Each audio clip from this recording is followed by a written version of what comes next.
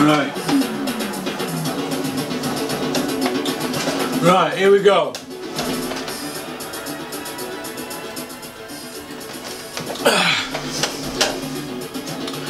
A lot gone off in boxing in this last week or so, 10 days since I've did one of these. Right, it's Sunday now, so Joshua Parker, that looks like it's a done deal. It's an half alright fight, isn't it, for Joshua? You know, it's another defence of his belt. Because let's have it right, he's not going to fight nobody, is he, that's going to put him in any danger. He's been dropped 6 times in his career that we know of, sparring, amateur fights 5 times, and he's been dropped once in pros. So he's been down 6 times. He's carrying a glass jaw. He's got all these sponsorship deals. He should be sponsored by Auto Windscreens. As regards the fight, he stops Parker. Stops him inside, I'm going to say inside 3 rounds. Round 2, round 3, stops him. That's it. It'd be a massacre. So I'll stop him. The promoter that I like, the Higgins guy, I like him. He's a character. He's just one of many characters in boxing, and I quite like him. I've got a soft spot for him. I spoke to Peter Fury about him, and he said he's alright. You know, he's a character, isn't he? You meet characters in boxing. Some people are in it to just rip you off. Some people are in it to have a bit of fun, and he's a bit like me. Like, you know, he likes to be outspoken, but he's also a fun character, and I like him a lot. Actually, I watched his 57-minute interview, and he just told it straight like I do. People need to speak it straight all the time, don't they, in boxing? But yeah, I like him. Now Joshua, why ain't he fighting Deontay Wilder? Now Wilder came to the Joshua Vladimir fight, didn't he, in April? Now they said he was definitely next. They put him up in a fancy hotel, flew him over. Wilder next. He gets the winner of Vladimir Joshua. Well, he didn't, did he? Because they went for Pulev, and he pulled out injured, so oh, it must be Wilder. No, it would Takam. So Pulev, Takam, now Parker. 3 fighters since Vladimir have all been in the mix, all signed contracts. So Eddie Hearn's had 3 fighters, signed contracts, not one of them's Wilder. You tell me. Lou DiBella must be pulling his hair out, what he's got left of it. If he don't pull it out, Lou could do a comb over like me, couldn't he? You know what? An Eddie Hearn, Bobby Charlton style. You know, one of them types. Now,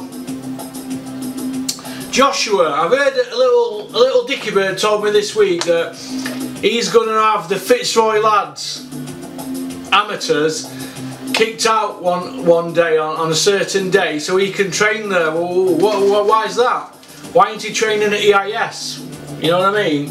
What happened to him training up there, or is he getting too big for his boots? I don't know. But that's interesting. Now the British media, Gareth Davies put a tweet out saying, "Oh, we need to sit down with you, Anthony. We need a lunch. Blah de blah de blah de blah." Now, Joshua's not going to give Gareth Davies the time of day now because he's mates with Tyson Fury, isn't he, Gareth? The British media need to start asking Joshua these simple questions. Why is everything that you say got an angle to it? Why are you reading off a script? You're on the Graham Norton show saying, "I'm single!" Look, everybody knows you're not single. You're not single, but you're doing it to get loads more women fans coming to your shows for money. I call it a smash and grab. That's what I call it. Now, the British media need to start asking you about your tweets to Eddie Chambers, the DM messages, about it being a black superior race. Because if Tyson had said it's a white superior race, there'd have been hell on, wouldn't there, if he'd have said that to a white man. Now, Robert Mugabe's misunderstood. You said that, didn't you? Why isn't somebody asking you why you said these things? Because when you originally said them, you were still tweeting on the next couple of days and as if nothing had happened. Then once there were a big media storm, you stopped going on your Twitter and said you've been hacked. But why wasn't your account stopped them first 3 days afterwards? And why does your story not add up with Eddie Hearn's?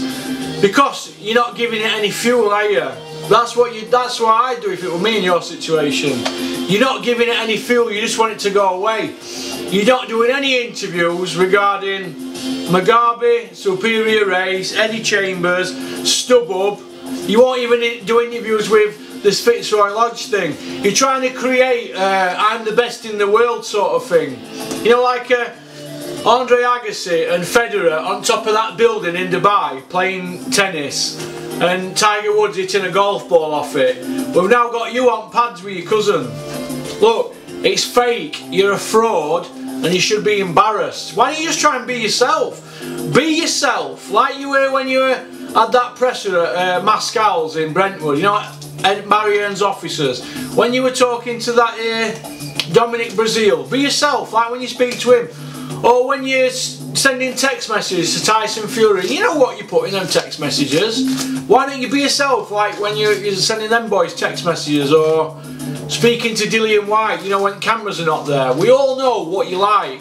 You know, you've been up at EIS for years, so stop making out you're this, you know, this guy who's like butter won't melt in your mouth. You turn your life around, that's good, but stop making out that you're Mother Teresa, because you're not. Right, that's enough talking about him anyway. StubHub. Oh, this is linked to him, isn't it? StubHub. What's happening with StubHub? You know what I mean? The tickets are going on sale, I've been told, in the next couple of weeks at StubHub. Now, I thought you were putting blockers on this, Eddie Hearn. Now, we know a guy at StubHub and he says that StubHub are going to be selling Joshua Parker tickets. Why?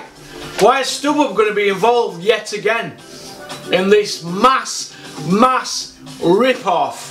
Mass rip-off. Unbelievable. That's enough about StubHub anyway. They all know my opinions on that. But the British media need to start picking up on it and asking why this is happening. Do you know what I mean? Because it's just become a joke, hasn't it now? It's become an utter joke. Dillian White against Big Daddy Brown, Lucas Brown. I think that's a great fight. I've already heard Eddie Hearn say, oh, the press conferences are going to be amazing. Well, let's hope that the fights are going to be amazing as well. Because Lucas Brown can Lucas Brown can fight, he can punch, and I think he punches harder than Dillian White. But I think that Dillian White's probably got more skills as a boxer. So you could say it's a boxer, half puncher against a big puncher. You know what I mean? But Lucas Brown was 38-year-old, so do you know what I mean? He's not, or he's coming up to 38 when they fight. He's not a young man anymore, but he's got no mileage on clock. What is he, 25-0? 22 knockouts? So, or is he 22-0, 18 knockouts? Or something similar to that. I think he's knocked everybody out by 3. He's a massive puncher, I know that. His punch statistics are everybody by 3. I think it's 80-odd%. So he's a big puncher, and I can see Dillian White losing by stoppage. I can see him getting beat by stoppage. But it's a good fight. Now the WBA. Now I've been told not to go heavy on these because we might need to wait with them down the line, but I ain't bothered about that. Like I said, I ain't in money for boxing, and I'm going to say my bit. And if Rico edits this, what I'm saying today, I'm going to go mad. Now the WBA have got Povetkin as #1. How can he be #1 contender? Now, we know a guy, right, who's a Russian financer from Moscow. Now, he's told Dennis that Povetkin is definitely going to fight Anthony Joshua this year. This is what we've been told. And that it's going to be going to purse bids. And that the people in Russia are going to put a massive bid in. I'll probably get into trouble for saying this, but I'm going to say it anyway. It's just that people that are putting money together for a boxing fight, it's no big deal, but the word is that it could be Povetkin against Joshua, and it could even happen. How crazy is this? It could even happen in Russia, but Joshua knocks him out, doesn't he? He must be knocking on 40-year-old now, Povetkin. Right, a lot of people have asked me to say something about Rio Ferdinand. Now, 11 minutes. Rio Ferdinand is 39-year-old and he's 40-year-old. He's taking up boxing. How can British Boxing Board of Control give him a licence? It's just crazy, isn't it? He's going to be taking money out of boxers' mouths and slots on fights that other young boxers should have. So I agree with Tony Bellew on this. I don't agree with many times, but I agree with Tony on this. I think it's crazy. I think it's utter craziness, and I think that something needs to be done about it. Who wants to watch Rio Ferdinand? He's hoping to get all them Manchester United and West Ham fans watching him, innit? But I just don't agree with it. I don't agree with it one iota. I think it's craziness. I think it's utter craziness. Now, brings me to Derek Chisora. Derek Chisora, right, he's a tough old kid, him, tough old lad. When he was coming through and he was about, before he fought Tyson Fury, I thought he was going to be world champion. But I don't think he's been looked after properly. I think he's a talent. I think he's got maybe a bit of mileage on clock now. He's got 8 defeats. He gave Vitaly Klitschko, he scared him to death, but I feel sorry for Derek Chisora. He's ended up with a few quid out of the job, but I think if he'd have been looked after a bit better, he could have been a world champion. It's all about timing, isn't it? But you know, British, Commonwealth, European champion. He fought for did he fight for a world title? Would he vitally have a belt? I think he did, didn't he? So I think that Derek Chisora, I think he should hang gloves up now, but if he's got anything left in tank, he can always DM me and I'll put it to Dennis. You know, I'm his eyes and ears. So what do you think about him, Dennis? Dennis will say yay or nay. First thing he'll say is, who's going to pay for it? Second thing, does he sell tickets? So, has he got a sponsor? They're usually the first 3 things that he says. Whenever I go into the office and say, oh Dennis, you're not going to believe this, there was a free agent, he'll go, oh. I'll say, oh, Fred Blogs, he'll go, as I just said, does he sell tickets, who's going to pay for it, has he got a sponsor? And that's how boxing goes. Deontay Wilder. Deontay Wilder, how can I explain it? He's a massive, massive, massive puncher. What is he? Shout out to X-Stone for a free beakers. Right, he's a massive puncher. 39-0, 38 by KO. Applied Nutrition as well for powdered drinks. Thanks very much for them. Got them last Tuesday they came. Thank you very much.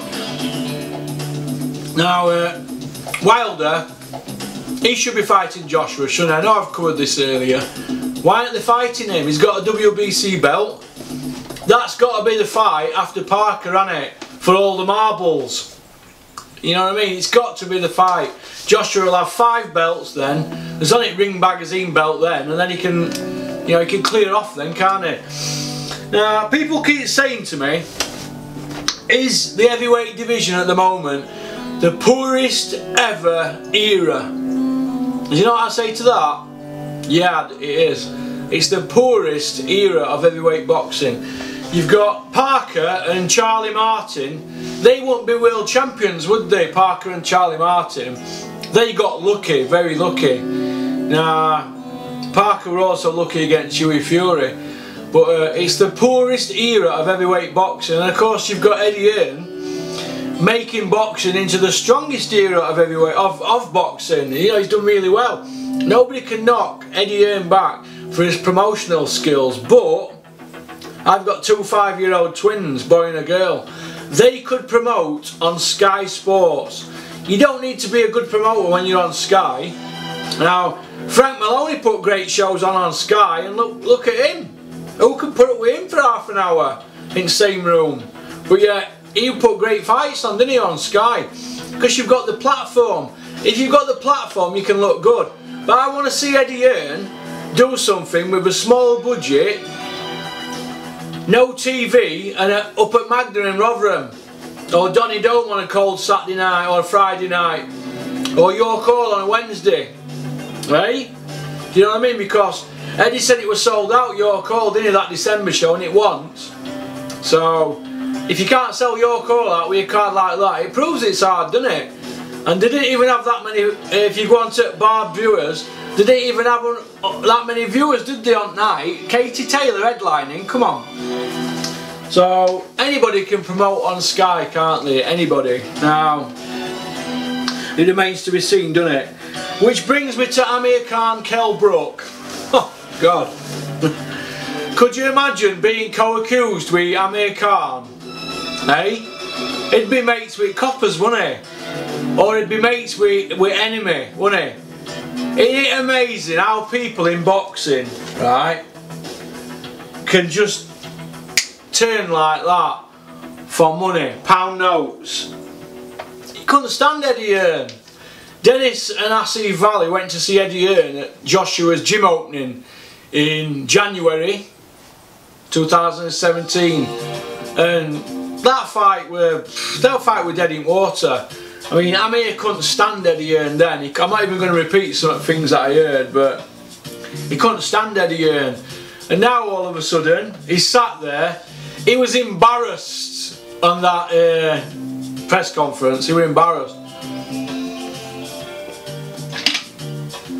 Eddie Hearn wasn't embarrassed, because if people say, Eddie, don't you feel embarrassed? You just turn around and say, it's business. It's business, isn't it? That's a get out. But what it really means is, these people are turncoats or wrong-uns. They've got no scruples. Like, you know, there's certain people leave certain promoters and they cross the street, don't they? And then they slag the other promoter off because they're getting a better deal or whatever. Boxers, 90% of boxers will cross the street for pound notes. It's nothing personal, it's business. Now, I take it personally. In our office we have a motto that Dennis's dad used to say, and it's called scheme, not scream. Now when he were dying, he were on his deathbed, he used to say to me, there are screams and our den schemes. So, and I know Dennis will tell me something and you'll have to scrape me off ceiling, because I have a big thing about pride and my word and morals, but yet other people will scheme. But I just wear my heart on my sleeve. So if you're fed up with my outbursts on this channel, I really do apologise. It's just that I believe that we should all say what we think, and then afterwards say your apologies later. You know, sometimes I say things and it's a bit close to the knuckle, and I don't mean any harm by it, but you know, if I've got something to say that I don't agree with, I'll say it. You know, I have a big problem with people selling tickets above face value. I've got a problem with that, and I have a problem with backstabbing in boxing, because there are good people in boxing. The good guys in boxing always get ripped off, always remember that. But which brings me to Khan Brook. Is it a good fight? They need each other, don't they? Kell's not going anywhere at the moment, is he? His face is made out of papier-mâché. You know, a couple of punches to the face and it caves in. If Kell Brook fights Amir Khan on a pay-per-view card and his face gets smashed in after 2 rounds and he's injured, where does that leave Eddie Hearn? Eddie Hearn will turn around then and say, well, he's just fought Rebchenko and his face were alright then, but Rebchenko's not going to hit him, is he? Or he'll say his face got through a camp. So I hope Kell's face stands up, because I think he knocks Amir Khan out. Kell's a South Yorkshire lad and I want him to spark Amir Khan. He's got a glass jaw, but Kell's got glass cheekbones, hasn't he? So let's just hope that they're strengthened with the plates and the metal plates, and let's hope that Dominic can put a game plan together and that Kell can, you know, beat Amir, because I think it's a winnable fight for him. Now, who's going to train Amir Khan? Virgil Hunter, is he the real deal? Virgil Hunter, how can I explain it? Who's he had who was a world champion apart from Andre Ward? And don't forget Andre Ward was an Olympic gold medalist. So an Olympic gold medalist, they always go on to win a world title more or less, don't they, 9 times out of 10. But Andre Ward, put him aside, what's Virgil Hunter ever done with Amir Khan? He didn't win a world title with Khan. He didn't win a world title with Angulo. He ruined Angulo. He ruined Amir Khan, trying to make an offensive fighter a defensive fighter. So I don't rate Virgil Hunter as a trainer. Yeah, he did great with Ward, but Ward's a gold medalist. Do you know what I mean? So they'll say Pepe Correa did great with Lennox Lewis and Emmanuel Stewart, but like I said, he was a gold medalist, wasn't he? You know what I mean? You know, so that's how I look at it anyway. I just think that, you know, Amir Khan needs to get a new trainer, maybe Jamie Moore, Joe Gallagher, maybe Oliver Harrison. Maybe he should go back to the beginning with Oliver Harrison. He's a great trainer. And don't forget, Amir Khan never lost a fight with Oliver Harrison. What did he do wrong to deserve to be sacked for that the foreign guy, the Cuban guy, wasn't it? Him who trained Kindling. Prescott knocked Amir Khan out, and they had that Cuban guy or the foreign guy, didn't he, as his trainer? Oliver Harrison, he won every fight with Oliver Harrison, so Amir should go back to Oliver Harrison and start afresh, I think.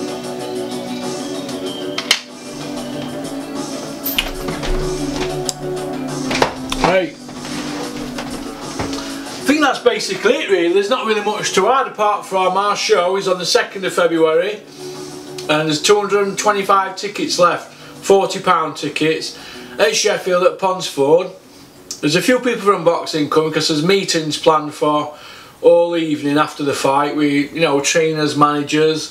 There's people coming from all over the country to it and I'm quite looking forward to it. I've set quite a few meetings up.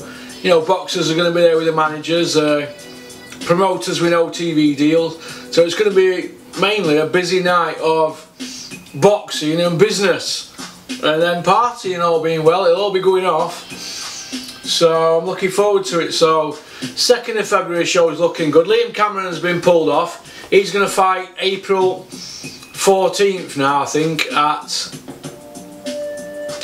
Your Call on the Mo Price show, so that's going to be on Free Sports.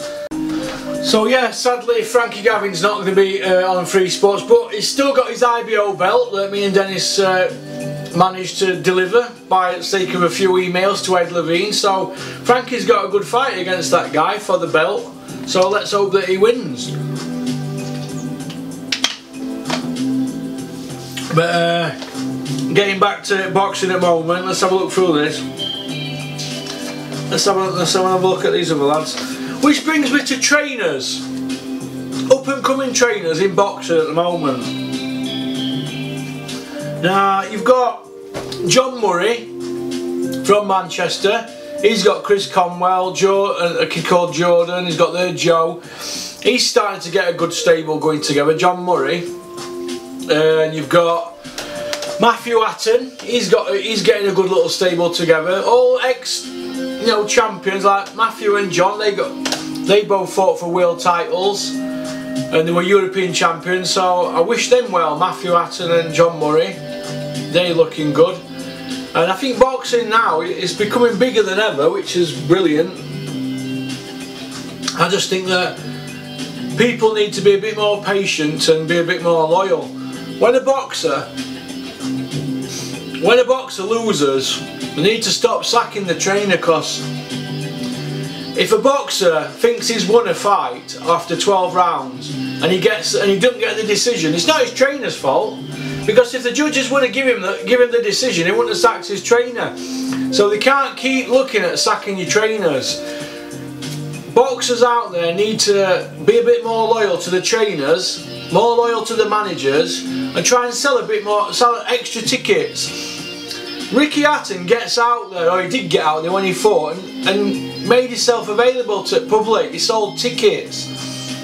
He had sponsors on board. He made everybody eat at the table when he was out there. Too many boxers just turn up and they sell about 25, 30 tickets. Who's going to want to take interest in them unless they're like Olympians? You've got to sell tickets. It's a two-way thing. Too many boxers, in my opinion, just don't sell tickets for my liking. And you know, there's a lot of boxers who are great at the moment, and you know, they've got undefeated records and they're knocking people out. But like I said, if the finances are not going to add up, it's not going to work. Boxing is a business. Which brings me to company men. Company men. Now, the Company Man of the Week award, I'm not going to give it to Johnny Nelson this week. I'm sorry.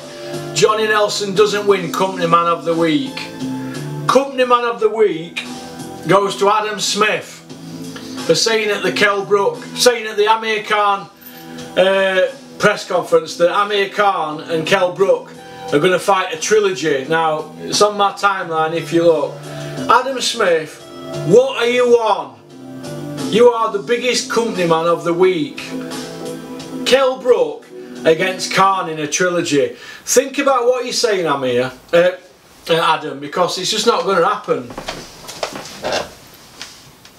It's just not going to happen, is it? Why would...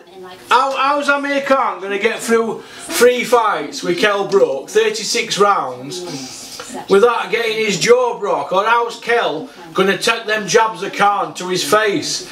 Both of them. I'm not saying Kell's shot, but his face is not going to hold up, is it? Once you've had Golovkin and Errol Spence punching you in the face, how can your face hold up?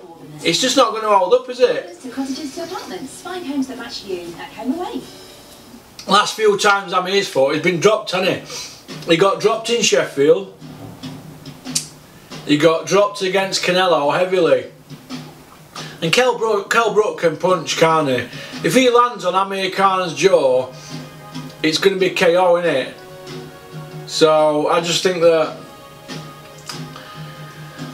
Is it a good fight? Yeah. Are they going to write a script at Sky? Yeah, they're going to write a script and everybody's going to buy into it.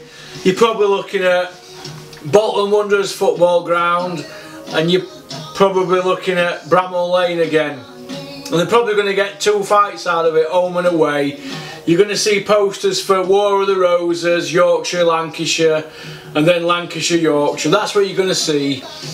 I just think that, you know, it's people in boxing now. How can I explain it? This is how I'm going to put it. Eddie Hearn's going to try and get mileage out of it. He's going to try and get as much mileage out. Hey, Bellew. And I mean, don't be surprised if David A knocks Bellew out. You'll see Bellew screaming for a 3rd one. And you might even get... Adam Smith might be right. If they're talking about trilogies now, it means they're thinking about it, doesn't it? And that's embarrassing, really, isn't it, for fans, I think. Because they're like, it's cringeworthy, isn't it? There's better fights that could be put on. They could put... forget these pay-per-views and just put great Saturday night fights on. And start paying people a bit more money. I mean, some wage slips I've seen from Sky that they're giving fighters, it's embarrassing. It's embarrassing. But they're just trying to get mileage out of things. Why don't they start going up north? Putting some fights on in Glasgow with Billy Nelson's lot. He's got a right stable up there now. Get them up there, some nice shows. Get Ricky Burns on up there. Do you know what I mean? Get him going again. Get Alex Arthur involved. Get some of them lads up Scotland on the scene. You know, instead of Manchester and Liverpool's dead in water, isn't it? Oh my God. You know what I mean? Which brings me to Ohara Davies. I don't agree with what happened to Ohara Davies. I think they're all out of order. I think it suited them when Ohara Davies were playing bad guy, and then when they didn't want him to play bad guy, they parked him up, hadn't they? But I heard last night that Ohara Davies is coming back. They're just going to put him on the show after, and they're trying to get him to come off Twitter, so it's not end up well, is it? But they've clipped his wings, haven't they? But His management and his trainers should have been telling him, shouldn't they, what to say and what not to say. He needs his Twitter.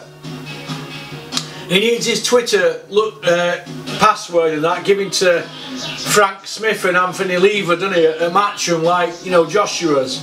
You know, people's Twitters at Matchroom are run by them, aren't they? They obviously have the password to tweet what they want to tweet every now and then, but the boxing tweets, they'll deal with it, won't they?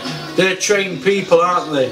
Well, I think they're trained, but Frank Smith's like a monkey, isn't he? But Frank, if you want to fight me at £200, I'm here, mate. Come on, I'll fight you. On a white collar. On an Eddie Hearn show, I'll come to Essex and smash you to bits, punch holes in you. So, I think that's about it really, isn't it? I'm just going to chill this morning, Sunday morning. In my bedroom. Bit of Miami Vice. Few cups of coffee, few shakes, and just catch up with my Ring magazine collection. Alright, listen, it's been great talking to you. Shout out to Applied Nutrition and X-Tone for these plastic beakers that they sent to office. That's about it. I'm not shouting out to Robert Elise because he doesn't drop me no more tops off, do you, Rob? Till he drops some more tops on, I'm not going to give him a big shout out, although I've just shouted out for him now, aren't I? Right, I'm going anyway. Keep on trucking.